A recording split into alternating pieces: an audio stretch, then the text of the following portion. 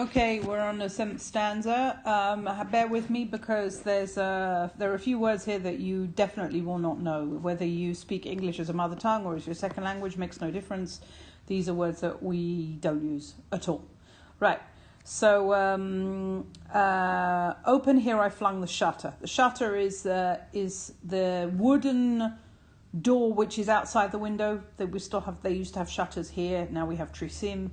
Blinds, but he opens a shutter, and when with many a flirt and flutter is fast, brief movements of a bird or an insect.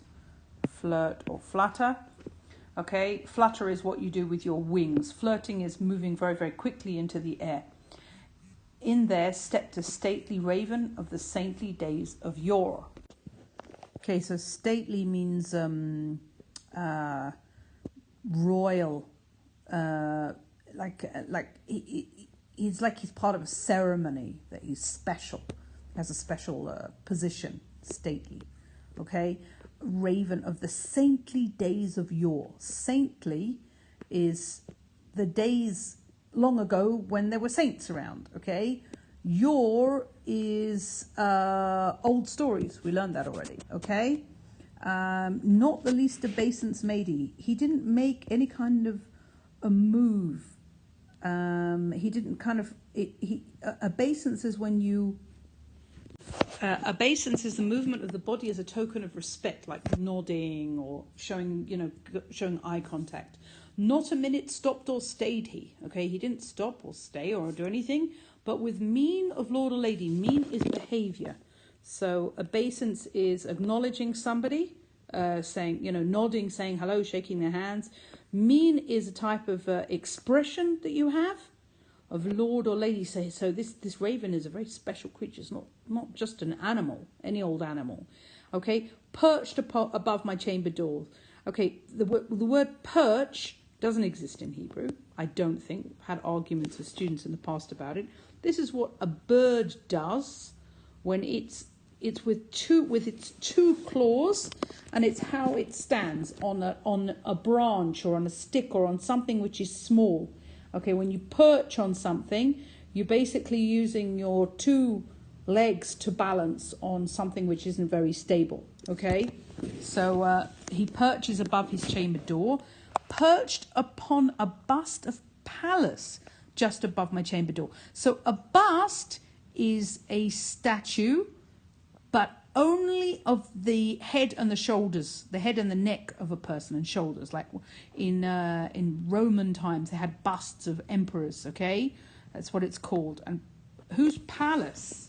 Well, Pallas refers to Pallas Athena, who is the god of wisdom. Pallas Athena.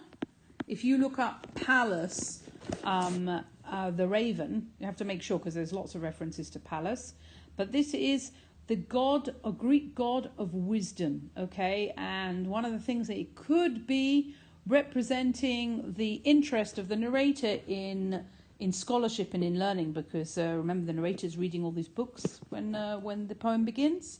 Okay, so he perches on the bust of Pallas, and remember we've got a lot of symbols, in the poem. So Pallas is just one of them, all right?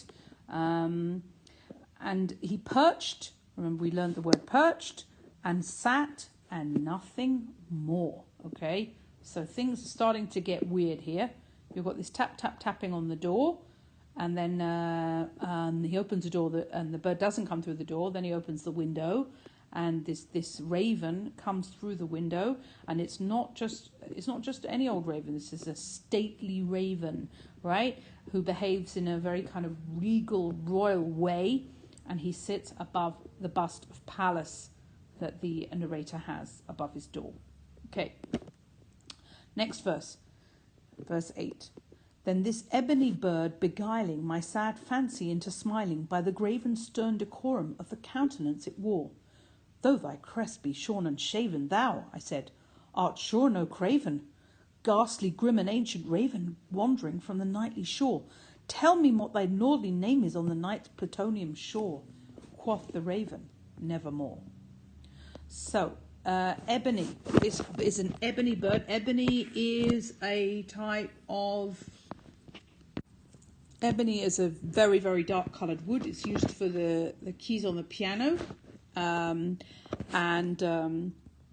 It's from a tropical tree. So this is referring to the colour of the bird. Beguiling my sad fancy into smiling. Beguiling is a type of tricking, okay? Guile is a type of deceit. He was beguiling my sad fancy into smiling. Fancy is imagination. So the bird kind of served as a distraction. Just looking at this bird, the narrator starts smiling. And why does he smile? By the grave and stern decorum of the countenance it wore. Grave is serious. Stern is also very serious. When you've got a stern expression on your face, if your teacher has a stern expression on your face, then you start getting worried because it means that the teacher's going to accuse you of cheating or something. Decorum is behaviour, okay? And of the countenance it wore. To wear a countenance is to wear an expression. So countenance is the expression of the bird. Though thy crest be shorn and shaven, thou. So he says, even though your crest, this is like, the crest is what the bird has under its neck, right? It may be like, it seems to have been cut. The feathers seem to have been cut. Thou surely art no craven. Craven means cowardly, right? So you're not cowardly. Ghastly, grim and ancient maiden. So again, we've got another word for serious or scary. Ghastly is horrible. Ghastly, grim, right? So horribly serious and ancient raven wandering from the nightly shore. Okay, nightly shore. Think about it. Where do you think nightly shore is from? Okay, hint, somewhere not good. All right, nightly shore is a reference to the Greek and Roman concept of hell, which is that it's kind of like it's another planet, not another planet. Sorry, it's another land. Okay. The nightly shore is the underworld, is hell. Okay. Tell me what thy lordly name is on the night's plutonium shore. So here he's actually added another word, plutonium, from the word Pluto, which is the Roman god of the underworld. God of the underworld. Okay, so for some reason the narrator is pretty convinced that the raven has come from hell. Okay, and then the raven opens his mouth. Quoth means said. You'll know this word very well by the end of the poem because it's repeated a lot. But the raven said nevermore. Okay? So this is the word that the raven knows. Verse 9. Much I marvelled this ungainly fowl to hear discourse so plainly, though its answer little meaning, little relevancy bore. For we cannot help agreeing that no living human being ever yet was blessed with seeing bird above his chamber door, bird or beast upon the sculptured bust above his chamber door, with such name as nevermore. So here we have a little bit of a digression of the storyline. This is just the narrator being pretty surprised at the fact that this bird, the raven, can talk. Although if you look up ravens, they're pretty smart animals, you should know. But ravens that talk is a little bit unusual. So much I marvelled. Marvelled means I thought it was amazing. I said, wow. All right. This ungainly fowl. Okay, ungainly is ugly. And fowl is bird. Okay. To hear discourse so plainly. Discourse is speech, okay? Though its answer little meaning, little relevancy bore, okay? So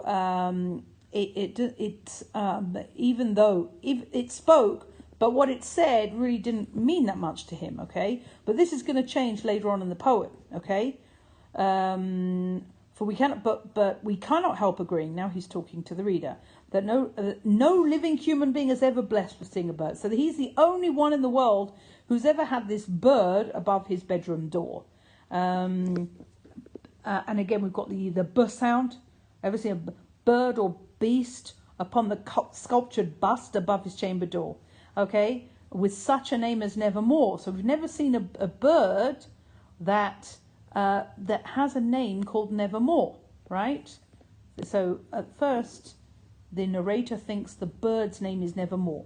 We're going to see later on that Nevermore can have multiple meanings.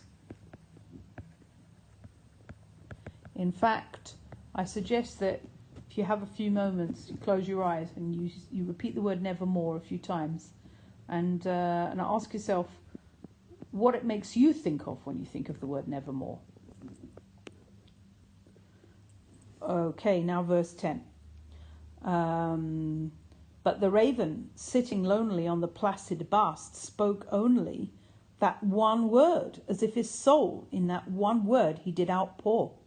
Nothing further than he uttered, not a feather than he fluttered, till I scarcely more than muttered, other friends have flown before. On the morrow he will leave me as my hopes have flown before. Then the bird said, Nevermore. Okay, now things start getting really interesting. The raven is sitting lonely, just like the narrator, on this placid bust. Placid means calm. He only spoke this word, right? As if his soul in that one word he did outpour, meaning he spoke that word as if he was pouring out his whole soul through that word. Okay, remember that word has a lot of meaning, both to the reader and to the narrator, and maybe something else to the bird. Nothing further than he uttered. He didn't say anything else. Not a feather than he fluttered. Didn't move till I scarcely more than muttered.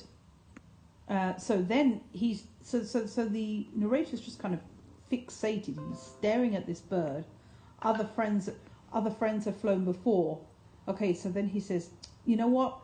He's going to leave me just like everybody else, because all my friends have gone. So now we have this idea of the loneliness of the narrator.